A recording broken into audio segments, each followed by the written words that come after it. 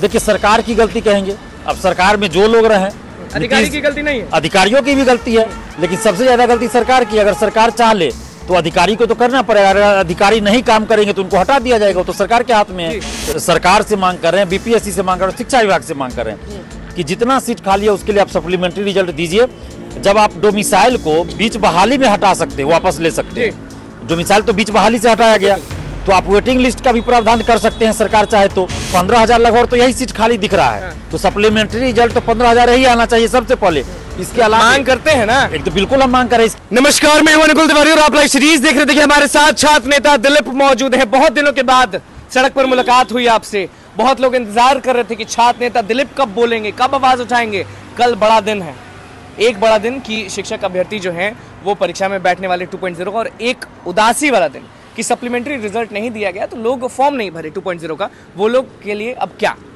देखिए, पिछले 8-10 दिन से हम दिल्ली में थे, क्योंकि एम्स में मेरा इलाज चलता है, तो बार बार हम उसी सिलसिले में दिल्ली जाते हैं। तो 8-10 दिन से दिल्ली थे, कल ही रात में आए हैं दिल्ली से। और जहाँ तक बात है, आपका 2 सवाल है, एक तो सप्लीमेंट्री रिजल्ट को लेकर और कल से परीक्षा जो शुरू हो रही है। तो TRE-2 की परीक्षा जो कल से शुरू है, सबसे पहले तो उसके लिए सभी अभ्यर्थियों को हमारी तरफ से हार्दिक शुभकामनाएं, और अपील करते हैं कि आप किसी भी तरह की गलत हरकत में इन्वॉल्व मत होइए।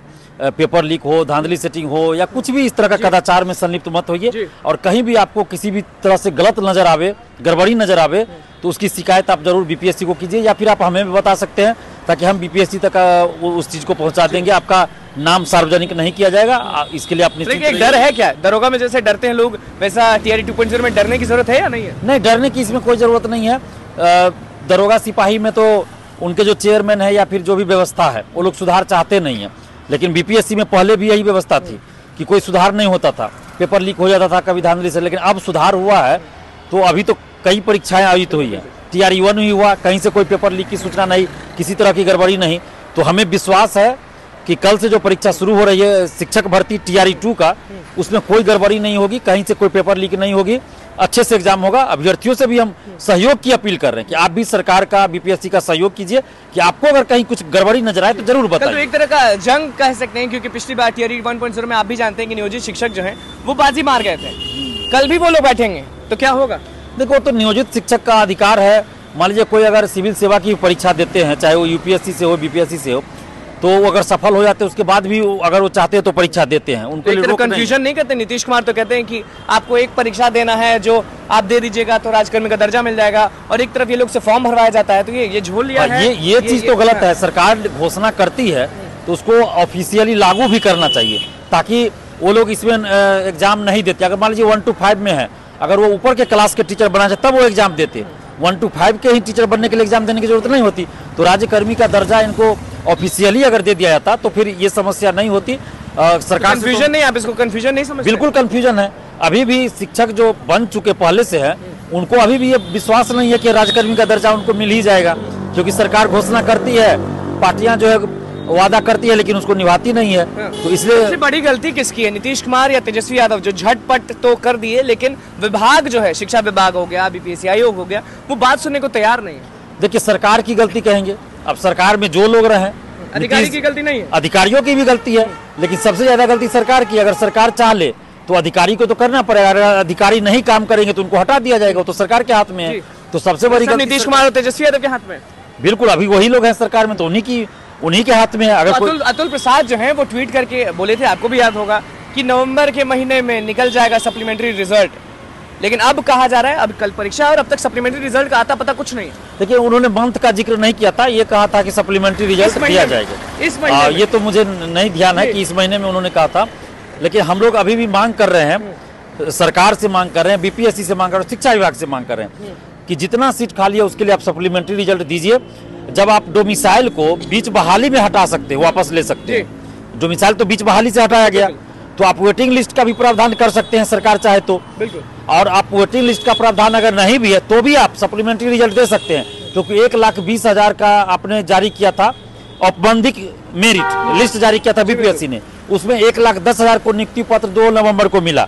तो 10,000 तो वहाँ सीट खाली रह गया, क्योंकि 10,000 को नियुक्ति पत्र नहीं मिला। अब वो एब्सेंट हो गए या जो भी कारण रहा हो, तो 10,000 तो सीधा यहाँ खाली है। मल्टीपुल जो रिजल्ट है उसके चलते 4700 कहा जा रहा है अभी मीडिया में।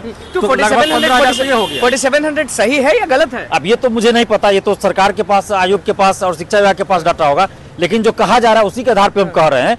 तो 15,000 लगभग तो यही सीट खाली दिख रहा है, तो सप्लीमेंट्री रिजल्ट तो 15,000 ही आना चाहिए सबसे पहले।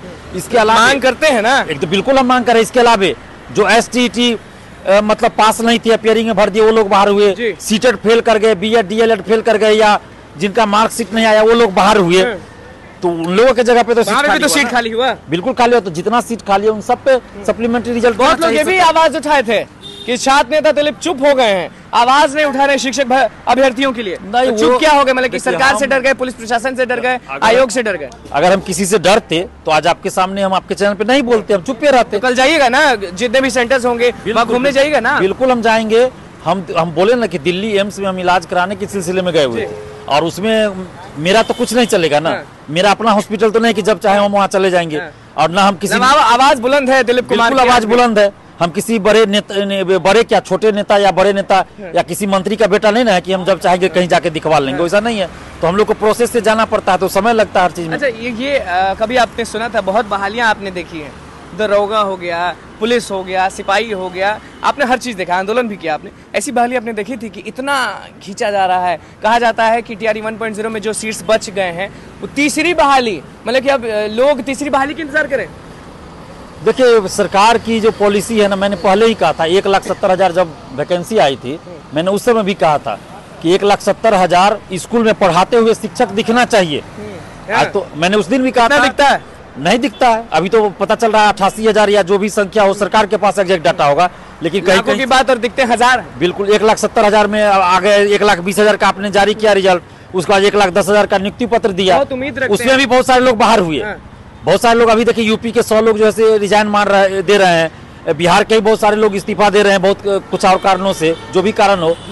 और पहले से भी जो सर्टिफिकेट जिसके पास नहीं था, तो ये जांच करना तो BPSC का भी काम था, शिक्षा विभाग का काम था। आपको नहीं लग रहा, बहुत लोग कमेंट भी करते हैं कि सारी चीजें जो है वो छुप जाएगी क्योंकि रिजल्ट निकाला नहीं गया, सप्लीमेंट्री दिया नहीं गया, सीट्स का झोलमोल आपको मालूम ही, आपने खुद कहा कि भरना चाहिए, भर नहीं रहा है, और 2.0 आ गया। कल 2.0 का पेपर है, तो जो लोग 1.0 दिए, जो इंतजार करते रह गए कि मेरा मार्क्स बहुत अच्छा है, मेरा रिजल्ट हो जाएगा, वो लोग फॉर्म नहीं भरे 2.0 का, तो उनकी जो जिंदगी बर्बाद हो गई।